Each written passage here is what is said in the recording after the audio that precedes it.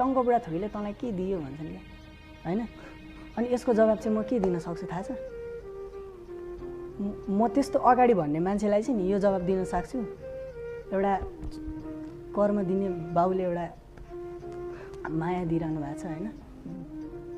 अनि मेरो जुन फ्यामिली त्यो झुपडीमा बस्थे अहिले राजमहल जस्तो एउटा घर बनाइदिनु भएको छ। अहिले यो अशोक दर्जी थिएन भने यति कुरा के हो भन्दाखेरि मेरो भाइ पनि पढ्न पाउँदैन थिए, मेरो बाउ आमा राम्रो ठाउँमा बस्न पाउँदैन थिए। अनि यो भन्ने मान्छेलाई चाहिँ जवाफ यही हो क्या, के दिनु भएको छ भन्छ नि, यही जवाफ हो। के भन्छ तपाईँ? म केही भन्न सक्दिनँ दाइ, तपाईँले आँसु हार्नु।